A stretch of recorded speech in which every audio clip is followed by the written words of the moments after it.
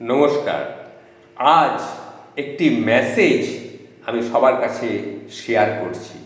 বাজার থেকে আমি ফিরছিলাম, সঙ্গে ছিল কিছু পুঁইশাক আর ধনেপাতা।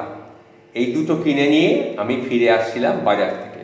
হঠাৎ দেখি একটি 22-23 বছরের একটা মেয়ে হেসে আমার সামনে এগিয়ে এসে বলল, মেসোমশাই, বাড়িতে যা নিয়ে যাচ্ছেন তাতে কি আছে আপনি জানেন? আমি অবাক হয়ে গেলাম। কি ব্যাপার, হঠাৎ মেয়েটিকে আমি চিনি না, একদম অচেনা একটি মেয়ে। আবার দেখি মেয়েটার পেছনে দেখি 3টে ছেলে, যুবক ছেলে, ওরই প্রায় সমবয়সী হবে, তারা দাঁড়িয়ে আছে। তা আমাকে সেই কথা বলল যে, মেসোমশাই, আপনি বাজার থেকে যে জিনিসগুলো কিনে নিয়ে যাচ্ছেন, শাক পাতা, এগুলো এগুলোর ভেতরে কি আছে আপনি জানেন? আমি অবাক হয়ে গেলাম। আমি বললাম, কই, আমি তো রোজই কিনি, তো এতে কী আর থাকবে? বাড়িতে নিয়ে যাওয়ার পর আমার গিন্নি এগুলোকে ধুয়ে টুয়ে ভালো করে রান্না বান্না করবে। এই ধনেপাতা দিয়ে একটু মাছের ঝোল খাবো, আর পুঁই শাকটা রান্না করবে। কিন্তু এর মধ্যে আবার কি থাকতে পারে? তখন মেয়েটি বিনীত সুরে আমাকে অনুরোধ করলো, আমাকে একটু সময় দিন, আপনাকে আমি বুঝিয়ে দিচ্ছি। চলুন, এই সামনের এই চায়ের দোকানটায় একটু চলুন। বলে আমি তার সঙ্গে গেলাম।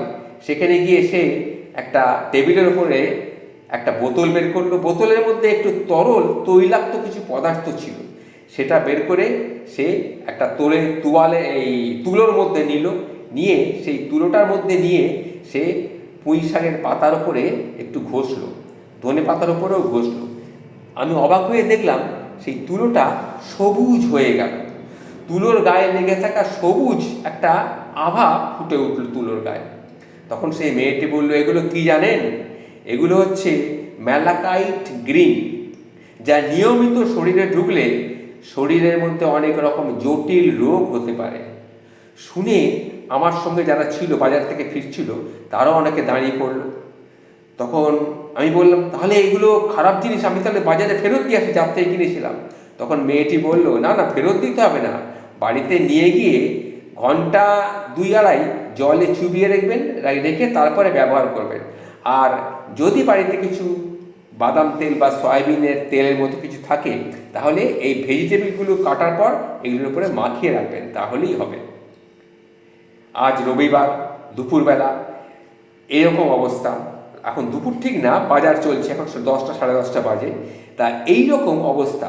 এই কথা শুনে আরও বেশ কিছু লোক দাঁড়িয়ে গেল, ভেজাল ধরার হাতে খড়ি শুরু করলো। সবার, অনেকের ব্যাগ থেকে সবাই শুনলো।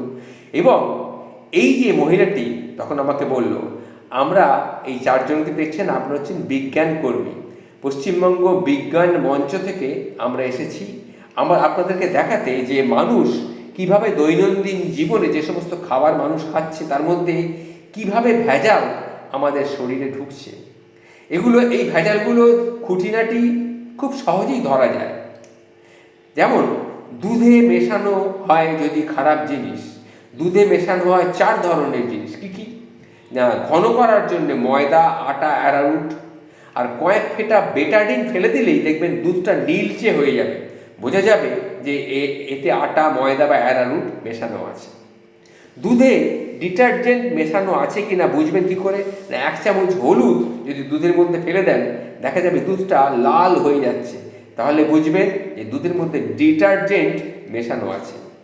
দুধ যদি 2 দিন পরেও কেটে না গিয়ে দই না হয়ে যায়, তাহলে বুঝতে হবে ওই দুধে কিন্তু ফরমালিন দেওয়া আছে।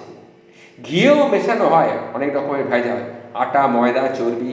কয়েক ফেটা বেটাডিন দিলেই আপনি বুঝতে পারবেন। মধুতে যদি কিছু পুরনো দিনের সিরাপ মেশানো হয়, মধুর মধ্যে ভেজাল দেওয়া হয়।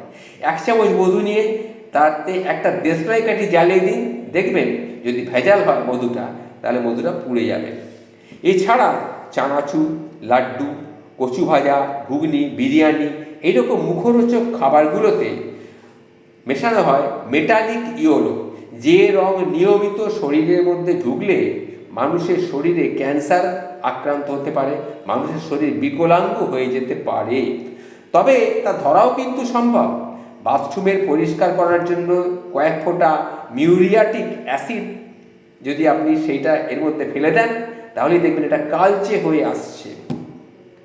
এগুলো ওই মেয়েটি আমাদের সবার সামনে বলল, সঙ্গে ছেলেগুলোও ছিল। তারা হচ্ছে যাদবপুর বিজ্ঞান কেন্দ্রের থেকে, তারা এসছে বিজ্ঞান মঞ্চ থেকে, মানুষকে বোঝানোর জন্য যে আমরা কিভাবে ভেজাল জিনিস প্রতিনিয়ত শরীরের মধ্যে গ্রহণ করছি।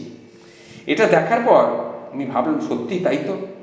তা এর থেকে আমরা কি শিক্ষা পেলাম, সেই শিক্ষাটা আপনাদের সামনে মেসেজ হিসাবে আপনাদের সামনে শেয়ার করলাম। আপনারাও কিন্তু সচেতন হন। তাই সবাইকে বলছি, সবাই সুস্থ থাকুন, ভালো থাকুন, আনন্দে থাকুন, আর নিজেকে একটু বাঁচিয়ে চলুন। যদি কোনো রকম সেরকম দেখেন কোনো জিনিস ভেজাল, সঙ্গে সঙ্গে সেটা চেষ্টা করবেন সেটা পরীক্ষা করে কিনে নেওয়ার। ভালো থাকবেন।